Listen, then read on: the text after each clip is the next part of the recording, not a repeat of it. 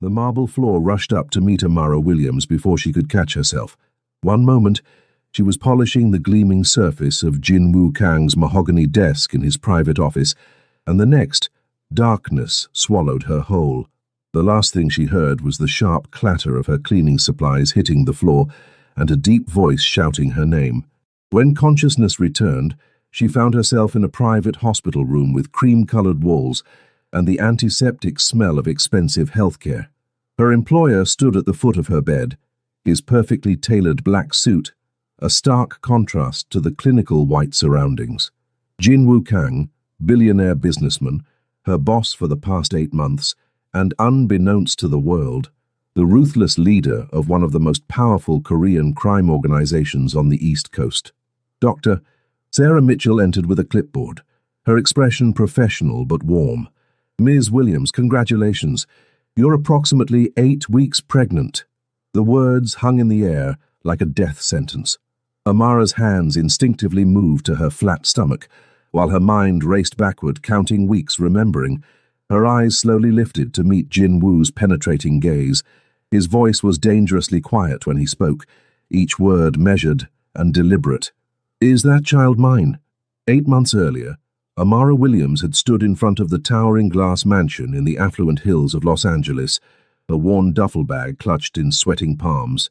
The job posting had been simple: live-in housekeeper for a private estate, competitive salary, housing included.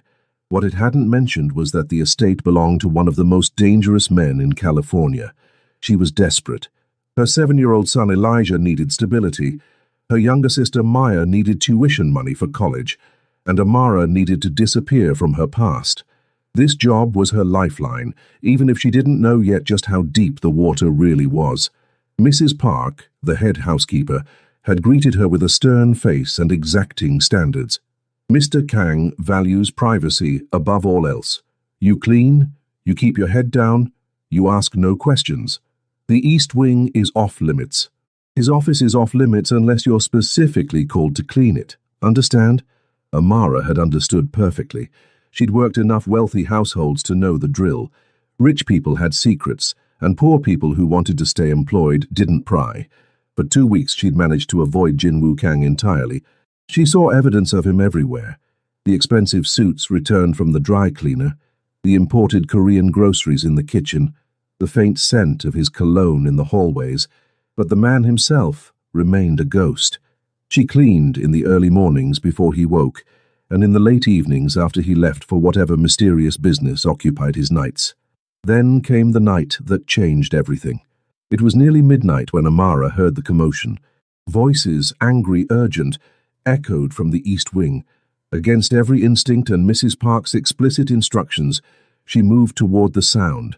Not from curiosity, but from something deeper. The voices were raised, and beneath them, she heard something that made her blood run cold. A child crying. She rounded the corner and froze. 3 men in dark suits stood in the hallway, and between them, a small Korean boy, no older than 6, sobbed quietly. Blood trickled from a cut on his forehead.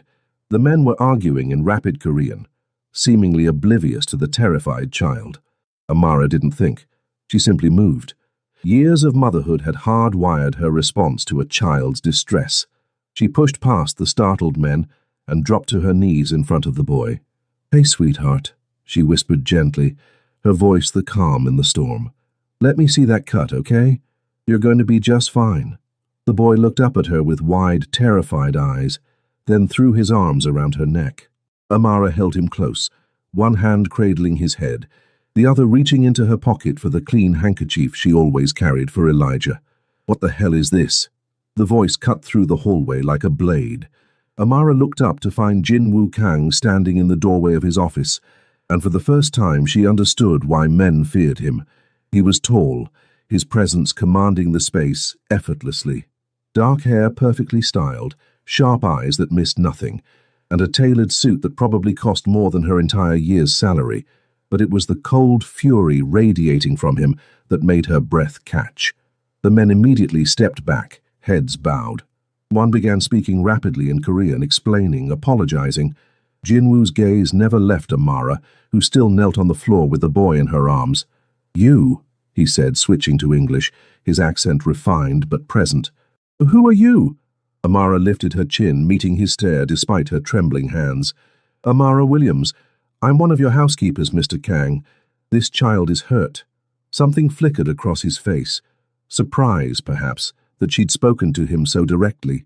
He moved forward with the fluid grace of a predator, his attention shifting to the boy. When he spoke again, his voice had softened fractionally. "Minho, come here." The boy's grip on Amara tightened. She looked down at him, then back at Jinwoo. "He's scared," she said quietly. "Whatever happened tonight frightened him. Maybe give him a moment." The hallway went silent. The suited men looked horrified that a housekeeper would dare instruct their boss, but Jinwoo simply stared at her, his expression unreadable. Finally, he crouched down to their level, bringing himself eye to eye with the child. "Minho," he said gently in English, "this kind lady is right. You're safe now. Let her clean your cut, and then we'll talk about what happened, okay?" The boy nodded slowly. Amara carefully cleaned the wound, superficial, thankfully, while Jinwoo watched every movement. His scrutiny should have made her nervous, but she was too focused on the child to care. "There," she said softly, securing a small bandage she'd grabbed from the nearby bathroom. "All better.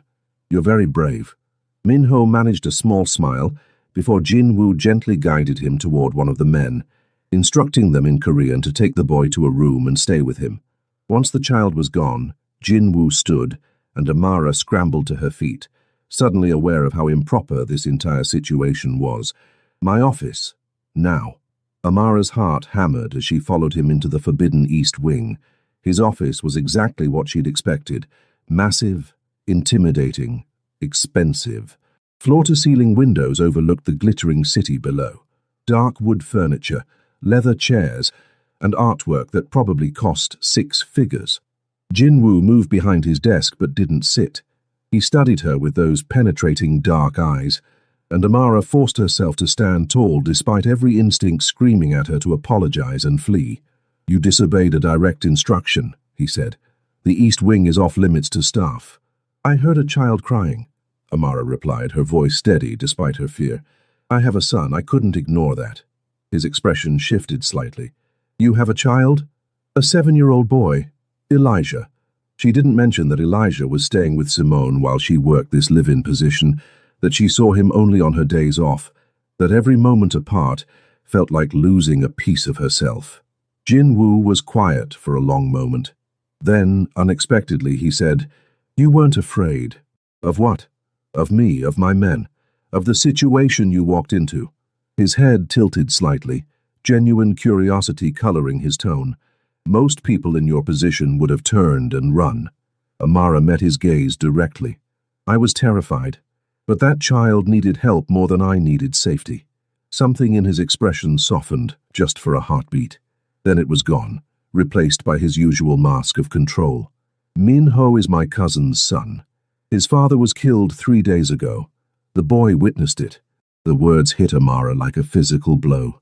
She thought of Elijah, of how devastating it would be for him to lose her. "I'm so sorry," she whispered. Jinwoo's jaw tightened. "He has no one else. I'm his guardian now." He paused, and when he spoke again, his voice carried an edge of something she couldn't quite identify. "He needs stability, someone who can care for him while I handle business." Amara's breath caught as she realized where this was heading. "You're good with children," Jinwoo continued. "Minho responded to you in a way he hasn't responded to anyone since his father's death. I'm offering you a new position, personal assistant and caretaker for Minho. Triple your current salary. Your son can live here with you." The offer was too good to be true, which meant there had to be a catch. Amara's mind raced.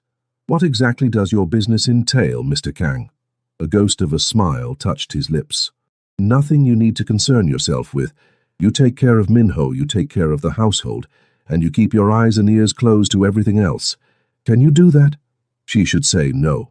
Every rational part of her brain screamed that this man was dangerous, that getting closer to whatever world he inhabited was a terrible idea. But then she thought of Elijah's face when she told him they could finally live together again. She thought of Maya's college fund that never seemed to grow. She thought of the chance to give her son the stability he deserved. "I can do that," she said quietly. Jin-Woo extended his hand. When she shook it, his grip was firm, warm, and sent an unexpected jolt through her system. "Welcome to your new position, Ms. Williams."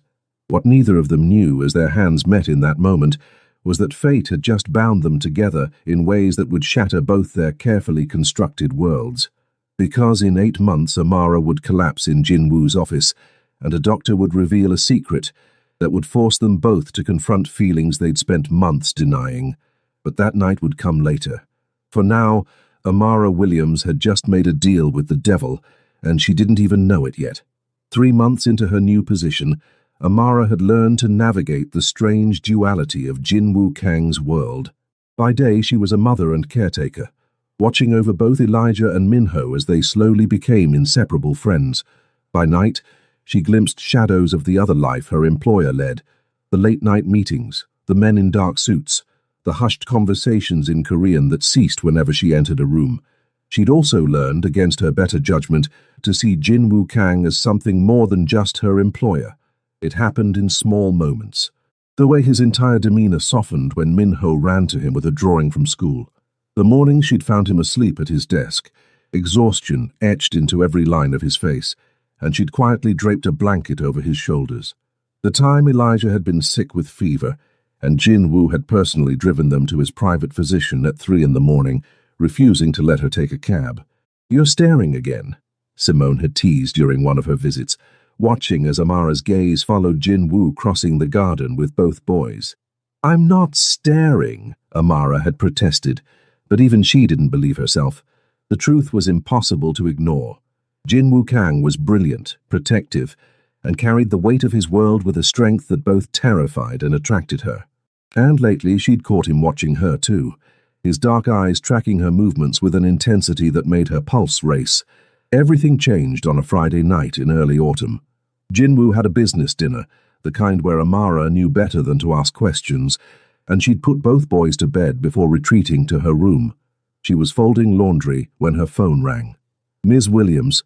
Junho's voice was tight with controlled urgency. "We have a situation.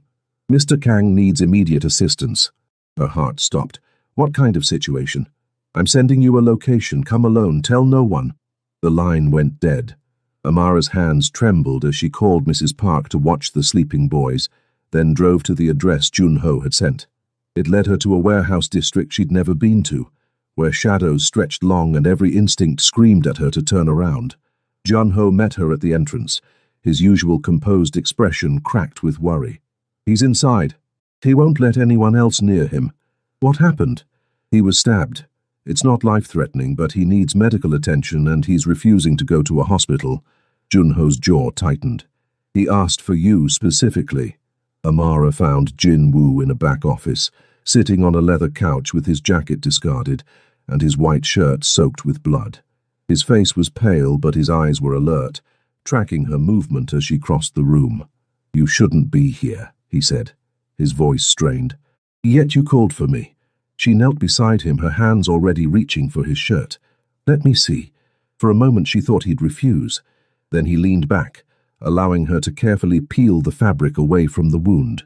It was a deep gash across his ribs, still bleeding but not arterial. Junho had been right, not life-threatening if treated properly. "This needs stitches," she said firmly. "No hospitals." "Then you need a private doctor."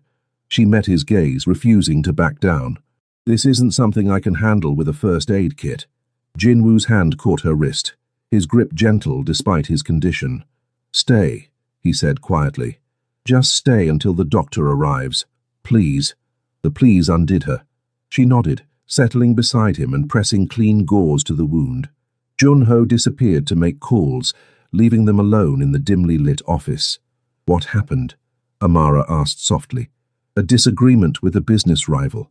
Jin-Woo's lips quirked in a humorless smile. He made his point. "This is what you do," she said. Not a question, but a statement of dawning understanding. "This is the business you handle." "Yes." He didn't elaborate, didn't make excuses. "Does that frighten you?" Amara considered lying, then decided he deserved honesty. "Yes, but not in the way you might think." She adjusted the pressure on his wound, her fingers steady. I'm frightened of what could happen to Minho if he loses you too. I'm frightened of what could happen to my son if I'm connected to your world, but I'm not frightened of you. His free hand rose to cup her face, his thumb brushing her cheek with unexpected tenderness. You should be. Everyone else is. Maybe that's the problem, she whispered. Maybe you need someone who isn't. The space between them contracted. Amara could feel his breath on her lips, could see the conflict warring in his eyes. Every logical part of her brain screamed that this was wrong, dangerous, impossible, but her heart, her treacherous heart, wanted him to close that final distance. Jinwoo leaned forward, his lips barely brushing hers in a kiss that was more question than answer. Amara responded without thinking, her hand sliding from the gauze to his jaw, careful not to hurt him, but unable to pull away. The kiss deepened, becoming something desperate and real. His hand tangled in her hair while hers pressed against his chest, feeling his heartbeat thundering beneath her palm. In that moment, nothing else existed. Not his dangerous world, not her better judgment, not the 1,000 reasons this could never work. The sound of approaching footsteps broke them apart. By the time Junho returned with a small, professional-looking man carrying a medical bag, Amara was standing at a respectable distance, her hands clasped to hide their trembling. Dr. Mitchell, Jinwoo greeted, his voice remarkably steady for a man who'd just been kissing his employee. Thank you for coming on short notice. The doctor, a woman in her 40s with kind eyes and capable hands, assessed the wound quickly. You're lucky. A few inches to the left and we'd be having a very different conversation. I can stitch this here, but you'll need to rest for at least a week. No strenuous activity. As Dr. Mitchell prepared her supplies, Jinwoo's gaze found Amara's across the room. The intensity in his eyes made her breath catch. Whatever had just happened between them couldn't be undone. The line they'd carefully maintained for 3 months had been crossed, and there was no going back. Later, as Junho drove them back to the mansion in tense silence, Jinwoo reached across the seat and took her hand. He didn't say anything, didn't make promises or apologies. He just held her hand, his thumb tracing circles on her palm. Amara should have pulled away, should have established boundaries, protected herself and her son from the complications that would inevitably follow. Instead, she laced her fingers through his and held on tight. That night marked the beginning of something neither of them fully understood. In the weeks that followed, their relationship shifted into uncharted territory. Stolen moments became commonplace. His hand at the small of her back as they watched the boys play, her fingers brushing his as she handed him his morning coffee, late-night conversations that stretched until dawn. They didn't speak about what was happening between them. Perhaps they were both too afraid that naming it would make it real, and making it real would force them to confront all the reasons it could never work. 5 months later, Amara would collapse in his office, and the secret growing inside her would force everything into the light. But for now, in these stolen weeks of autumn, they existed in a carefully constructed bubble where a housekeeper and a crime boss could pretend that love might be enough. It wouldn't be, but they didn't know that yet. The night it happened, Los Angeles was unusually cold. Amara remembered that detail vividly later, how she'd wrapped herself in Jinwoo's jacket after he'd draped it over her shoulders on the balcony, how his scent had surrounded her, making her feel safe in a world that was anything but. They'd been living in their careful dance for 5 months now, not quite together, not quite separate.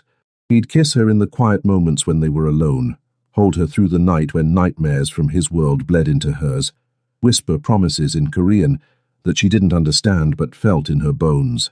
But they never spoke about a future. How could they? She was a single mother trying to build a stable life for her son. He was the leader of a criminal organization with enemies who would happily use her and Elijah as weapons against him. Love, no matter how desperately felt, couldn't bridge that chasm. What are you thinking about? Jinwoo's voice pulled her from her thoughts. They stood on his private balcony overlooking the city, the boys asleep inside, the world reduced to just the two of them. Tomorrow, Amara admitted. Next month, next year, all the tomorrows we're pretending don't exist. His arms tightened around her waist, pulling her back against his chest. We'll figure it out. Will we? She turned in his embrace, looking up at him. Jinwoo, I need to know, what is this between us? What am I to you? For a long moment he didn't answer. Then he cupped her face in both hands, his thumb tracing her cheekbone. You're everything, he said simply. Everything I didn't know I needed. Everything I can't afford to lose. Then why does this feel like borrowed time? Because it is. His honesty was brutal, beautiful. My world has rules, Amara. Showing weakness gets you killed. Loving someone gives your enemies a target. The safest thing I could do is let you go. Her heart cracked. Is that what you want? No. The word was torn from him. God, no. I want you beside me. I want Elijah and Minho growing up as brothers. I want morning coffee and late-night conversations, and every mundane, beautiful moment of a life I have no right to dream about. Amara kissed him then, pouring every unspoken feeling into the connection of their lips. He responded with equal desperation, his hands sliding into her hair, angling her head to deepen the kiss. When they finally broke apart, both breathing hard, something had shifted between them. Stay with me tonight, Jinwoo whispered against her lips. Not as my employee, not in the guest room. Stay with me. She should have said no, should have been smarter, more cautious. Instead, she nodded and let him lead her inside. Let him make promises with his body that his position in life wouldn't allow him to make with words. That night changed everything, though neither of them realized it until weeks later, when Amara stood in a bathroom staring at 2 pink lines that would shatter their carefully maintained distance. But before the pregnancy test, before the collapse, before the hospital revelation, there was the threat that had been circling them for months, finally ready to strike. His name was Viktor Petrov, and he'd been Jinwoo's rival for years. Where Jinwoo maintained a code, no drugs, no human trafficking, no unnecessary violence, Viktor had no such qualms. Their territories had been clashing for months, small skirmishes that Jinwoo had expertly diffused, until Viktor discovered Jinwoo's weakness. It happened on a Wednesday morning. Amara was walking Elijah and Minho to the car for school when a black sedan pulled up. Before she could react, men poured out, and Junho was shouting. And then she was being shoved toward the mansion while gunfire erupted behind her. Security locked down the house. The boys were terrified, and Amara held them both, whispering reassurances she didn't believe while her heart hammered against her ribs. When Jinwoo finally appeared, his face was a mask of cold fury. They were sending a message, Minjun reported grimly. Petrov wants to meet. He says he has information about Ms. Williams. Amara's blood ran cold. What information? Jinwoo's jaw was granite. It doesn't matter, he's not getting near you. But it did matter. 2 days later, a package arrived at the mansion. Inside were photographs. Amara walking Elijah to school, shopping at the grocery store, sitting in the park with Simone. Every moment of her life documented and catalogued. The message was clear. Viktor could reach her any time he wanted. You need to leave, Jinwoo said that night, his voice hollow. Take Elijah and disappear. I'll provide money, new identities, whatever you need. No. Amara, no! She grabbed his hands, forcing him to look at her. Running won't solve this. He'll still use me to get to you, whether I'm here or across the country. The only solution is to end this. I can't risk you. I won't. And I can't run from every threat. Her voice softened. Jinwoo, I chose this. I chose you. Let me stand beside you, not behind you. The conflict on his face was painful to witness. Finally, he pulled her into his arms, holding her so tightly she could barely breathe. If anything happens to you, it won't. She pressed her lips to his jaw. We'll figure this out, together. But fate, it seemed, had other plans. Because 3 weeks later, as Amara was cleaning Jinwoo's office, a wave of dizziness swept over her. She grabbed the desk for support, but her vision tunneled, her legs gave out, and the last thing she heard before darkness claimed her was Jinwoo's voice, shouting her name. When she woke in that hospital room with Jinwoo standing at the foot of her bed and Dr. Mitchell announcing her pregnancy, the world tilted on its axis. 8 weeks. She was 8 weeks pregnant. The timeline was unmistakable. This child had been conceived that night on the balcony, when they'd stopped pretending they could keep their distance, when they'd given in to everything they'd been fighting. And now Jin Woo stood there, his face unreadable, asking the question that would determine everything. Is that child mine? The question hung in the sterile air of the hospital room like a blade waiting to fall. Amara stared at Jin Woo, her mind reeling from the pregnancy revelation, and now his devastating question. Dr. Mitchell had the grace to look uncomfortable, quietly excusing herself from the room. What? Amara's voice came out barely above a whisper. Jin Woo's face was a carefully constructed mask, but she could see the storm raging behind his eyes. I need to know, Amara. Is that child mine? The hurt that lanced through her was physical. How can you even ask me that? Because I live in a world where nothing is certain. He moved closer, his hands gripping the bed rail. Because Viktor Petrov could have orchestrated this entire situation. Because I've seen men use pregnancy as a weapon, as leverage, as... Stop. Amara sat up, ignoring the lingering dizziness. I am not one of your enemies. I'm not playing games or wielding weapons. I'm a woman who just found out she's pregnant with a child she didn't plan, in a situation she can barely comprehend. Her voice broke. And the father is asking if the baby is even his. Something cracked in Jin Woo's expression. He closed his eyes, his jaw working. I'm sorry. I'm sorry. Yes, Jin Woo. Tears streamed down her face now. 8 months of carefully controlled emotion finally breaking free. Yes, this child is yours. There hasn't been anyone else. There's never been anyone else since that first night we... She couldn't finish, couldn't put words to the memory of their bodies tangled together, of promises whispered in the dark. Jin Woo moved then, sitting on the edge of her bed, and pulling her into his arms. I'm sorry, he repeated, his face buried in her hair. God, Amara, I'm sorry. My world has made me suspicious of everything, but I should never have doubted you. She clung to him, breathing in his familiar scent, feeling the solid warmth of him anchoring her to reality. I'm terrified, she admitted. I have Elijah to think about, and now another child, and your world is so dangerous, and I don't know how to... We'll figure it out. His hands stroked her back, soothing. I promise you, Amara, I will keep you and our children safe. All of them. Our children. The words wrapped around her heart, equal parts comfort and terror. But fate, it seemed, had been listening, because while Jin Woo held Amara in that hospital room, making promises he'd move heaven and earth to keep, Viktor Petrov was making his own move. The call came 3 hours later. Jun Ho's voice was tight, with barely controlled panic. Boss, there's been an incident. Someone breached the mansion. They took... He paused, and Amara's heart stopped. They took the boys.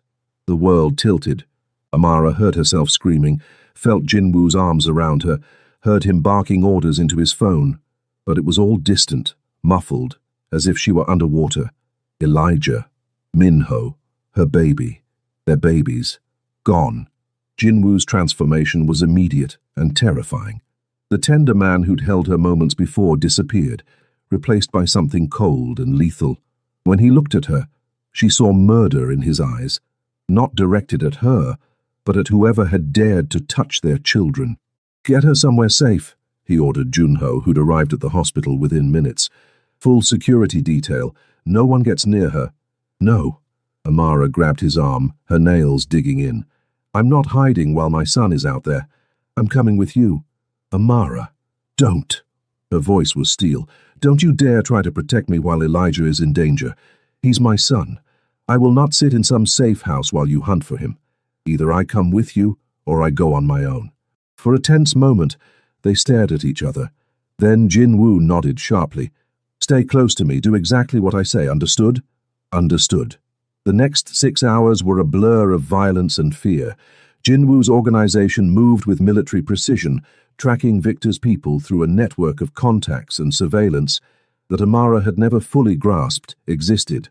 She watched Jin Woo work, saw the ruthless efficiency with which he operated, and understood for the first time the true extent of his power. They found them in an abandoned warehouse on the docks.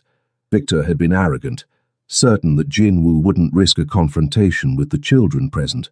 He'd underestimated what a father's love could drive a man to do. Amara waited in the car with Jun-ho, while Jin Woo went inside with his men. Every second felt like an eternity. She pressed her hands to her stomach, to the child growing there and prayed to every deity she could name. Then she heard it, Elijah's voice, crying out. Amara was out of the car before Junho could stop her, running toward the warehouse with her heart in her throat. The scene inside would haunt her forever. Jinwoo stood over Victor's prone form, his gun aimed at the man's head. Blood stained Jinwoo's shirt, though she couldn't tell if it was his or someone else's. His men surrounded them, weapons drawn, but none of that mattered, because in the corner Minjun knelt with both boys, and they were alive, they were safe, they were— "Mama!" Elijah broke free and ran to her. Amara caught him, sinking to her knees and holding him so tightly she was afraid she'd hurt him. Minho followed and she gathered him close too, this child who'd become as much hers as the one she'd given birth to. "Did he hurt you?" she whispered, checking them both over with shaking hands. "Are you okay?" "We're okay," Minho said, his English still slightly accented but clear. Jinwoo saved us. He promised he'd come, and he did. Amara looked up to find Jinwoo watching them, his weapon now lowered. Victor was being dragged away by his men, and she understood that whatever had happened in those minutes before she'd arrived, Jinwoo had chosen mercy, for the children, for her. He crossed to them, kneeling and gathering all three of them into his arms. "I'm sorry," he said roughly. "I'm so sorry. This is my fault, my world, my enemies. Stop." Amara cupped his face, forcing him to meet her eyes. "We're here. We're safe. That's what matters. I can't lose you," he whispered, and she realized he was trembling. "Any of you. I can't—" "You won't." She kissed him, tasting salt from whose tears she wasn't sure. "We're not going anywhere." Later, much later, when the children were asleep in the mansion's reinforced safe room and Amara and Jinwoo finally had a moment alone, he told her what he'd decided. "I'm getting out," he said simply. "Not immediately. There are protocols, transitions that have to happen, but I'm done. This life, this world, it's not worth losing you." Amara's breath caught. "Jinwoo, you can't just—" "I can. I will." He pulled her close, his hand resting on her stomach where their child grew. "I want to be a father. A real father, not someone who sends security details instead of attending school plays. I want to marry you, Amara. I want to wake up next to you, without wondering if today's the day my enemies take everything from me." She kissed him, tasting the promise on his lips. "Then we'll figure it out. Together." 6 months later, Amara Williams stood in front of a full-length mirror, her hands resting on her rounded belly. The baby, their daughter as the ultrasound had revealed, kicked against her palms, strong and insistent. "You almost ready?" Jinwoo appeared in the doorway, and Amara's breath caught at the sight of him. He wore a perfectly tailored suit, but there was something different about him now. The hard edges had softened, the constant vigilance had eased. He looked, she realized, happy, almost. She turned, and he crossed to her immediately, his hands replacing hers on her stomach. "She's active today," he murmured, a smile playing at his lips when their daughter kicked particularly hard, already strong like her mother, or stubborn like her father. The past 6 months had been a whirlwind of change. True to his word, Jinwoo had begun the process of extracting himself from his organization. It hadn't been easy. There were traditions, protocols, negotiations with allies and enemies alike. But Minjun had stepped up to assume leadership, and slowly, carefully, Jinwoo had transitioned from Mafia boss to legitimate businessman. They'd relocated from Los Angeles to a quieter city, bought a house with a backyard where Elijah and Minho could play. Jinwoo had enrolled in business courses, using his considerable intelligence and strategic mind in legal ventures. The mansion sat empty now, a monument to a life he'd left behind. It hadn't been without cost. There were people in his old world who viewed his exit as betrayal, who tested his resolve with threats and provocations. But Jinwoo had made his choice, and he defended it with the same ruthless efficiency he'd once used to expand his territory. "The boys are getting restless," Jinwoo said, pressing a kiss to her temple. "Simone's threatening to let them eat cake before dinner if you don't come down soon." Amara laughed. "Then I suppose we should head down before my sister corrupts our children completely." Our children. The phrase still sent warmth through her chest. Elijah had taken to calling Jin-woo Dad about 3 months ago, and the first time it happened, she'd watched Jin-woo's composure crack completely. He'd knelt in front of her son and promised to be the father Elijah deserved. Min-ho had thrived in their new life. The trauma of losing his father was still there, would always be there, but he'd found stability in their makeshift family. He called Amara Mom now, in that careful way children had when testing if love was real. She took Jin-woo's offered hand and let him help her navigate the stairs. Pregnancy had made her ungainly, but he never made her feel anything less than beautiful. They descended to find their living room transformed. Simone and Maya had outdone themselves. Streamers in pink and gold draped across the ceiling. A banner reading Baby Girl Kang hung over the fireplace. Friends and family milled about. Jun-ho, who'd remained Jin-woo's closest friend despite the changes. Mrs. Park, who'd followed them to their new home. Dr. Mitchell, who'd become not just their physician but a trusted confidant. But the most important people were the 2 boys who came running the moment they spotted them. "Mama, Dad, we made a present for the baby." Elijah grabbed her hand while Min-ho tugged on Jin-woo's jacket. They were led to a table where a crayon drawing had been carefully framed. It showed 4 stick figures. Elijah had helpfully labeled them me, Min-ho, Mama, and Dad. Surrounding a smaller figure labeled Baby Sister. Hearts floated around all of them. "It's perfect," Amara whispered, tears pricking her eyes. Pregnancy hormones made her cry at everything, but this was worth crying over. Absolutely perfect. The afternoon passed in a blur of laughter and love. They played games, opened gifts, ate too much cake. Amara watched Jin-woo with the boys, saw how naturally he'd taken to fatherhood, how completely he'd transformed from the cold, dangerous man she'd first met. As the sun set and guests began to leave, Simone pulled Amara aside. "You look happy," her best friend observed. "Really happy." "I am." Amara watched Jin-woo tickle both boys until they dissolved into giggles. "I never thought I could have this. A real family. A real future. You deserve it." Simone hugged her carefully, mindful of her belly. "After everything you've been through, you deserve every bit of happiness." That night, after the guests had left and the boys were tucked into bed, Amara and Jin-woo sat on their back porch. The evening was warm, and fireflies danced in the growing darkness. "Do you ever miss it?" Amara asked quietly. "The power, the control, the—" "No." Jin-woo didn't hesitate. His hand found hers, their fingers interlacing naturally. "Not even for a second. That life gave me Min-ho, and it gave me you. But this—" He gestured to their house, to the yard where their children played.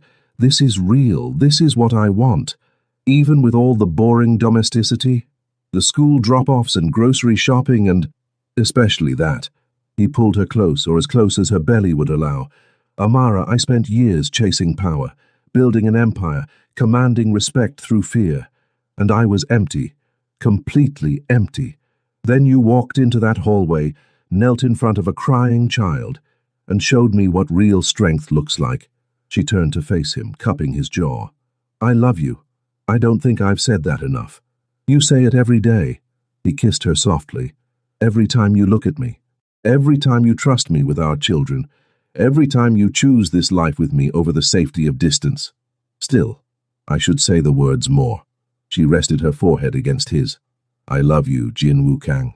I love the man you were, the man you are, and the man you're becoming. And I love you, Amara Williams." He kissed her again, deeper this time. "Soon to be Amara Kang, if you'll still have me." They'd been planning the wedding for next spring, after the baby was born and Amara had recovered. Nothing elaborate, just family and close friends, a simple ceremony that meant everything.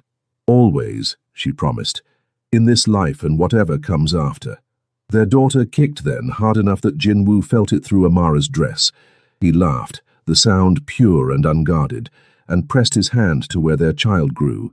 "She has impeccable timing," he murmured, "just like her father." Amara smiled, remembering that night 8 months ago when she'd collapsed in his office, when Dr. Mitchell had revealed her pregnancy, when Jin-woo had asked that devastating question. "Do you remember what you said that day in the hospital?" His expression grew pained. "I'm still sorry about that. I know, but after—" After you believed me, after everything with Victor, you said something that changed everything." She took his hand and placed it firmly on her belly. "You said our children. Not my child and your son, but our children. That was the moment I knew we'd be okay." Jin-Woo pulled her close, his arms wrapping around her from behind, his hands cradling their daughter. "We're more than okay," he whispered. "We're everything I never knew I needed." They stayed like that as darkness fell completely. Two people who'd found each other against impossible odds, who'd chosen love over safety, who'd built something real from the ashes of his old life. Inside, they could hear Elijah and Minho laughing about something, their voices carrying through the open window. Maya's voice joined in, probably telling them one of her infamous stories. The sounds of family, of home, of everything that mattered. "Come on," Jin-Woo said eventually, helping her to her feet. "Let's get you off your feet. Doctor's orders." "Since when do you follow doctor's orders?" Amara teased. "Since those orders concern the health of my wife-to-be and my daughter." He kissed her temple. "I'm a changed man, remember? The best kind of changed." They walked inside together, into the warmth and light of their home, into the laughter of their children, into a future that had once seemed impossible, but now stretched before them, bright and full of promise. 3 weeks later, on a quiet Tuesday morning, Amara went into labor. Jin-Woo held her hand through every contraction, whispered encouragement in both English and Korean, and cried when their daughter finally entered the world. She was perfect. 10 fingers, 10 toes, a head full of dark hair, and her father's intense eyes. When Jin-Woo held her for the first time, Amara watched something shift in him, the final piece of his transformation falling into place. "She's beautiful," he breathed, completely entranced, just like her mother.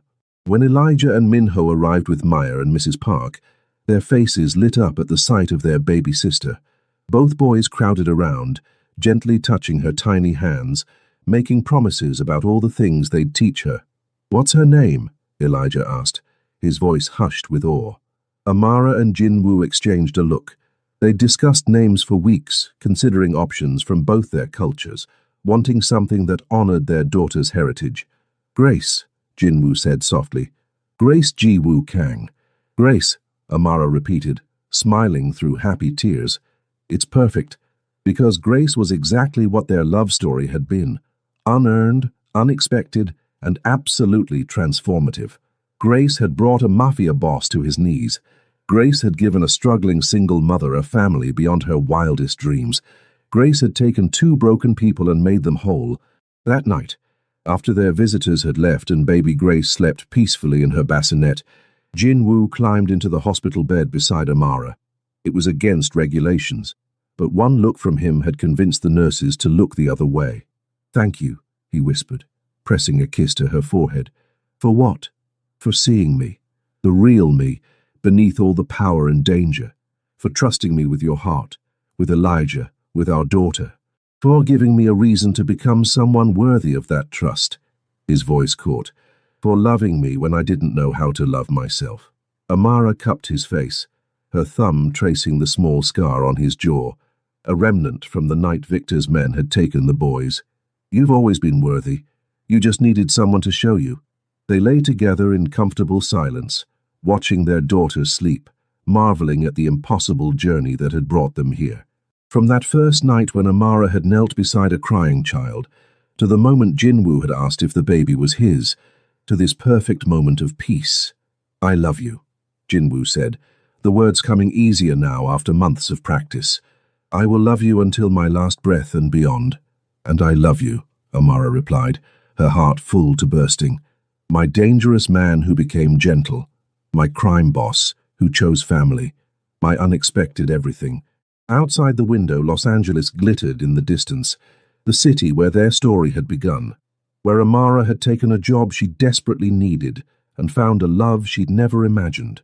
Tomorrow they'd return to their new home, to Elijah and Minho, eagerly waiting to help with their baby sister. They'd continue building their life, brick by careful brick, moment by precious moment. But tonight, they were simply this, a family, imperfect, unconventional, but unbreakably bound by love. And that was more than enough.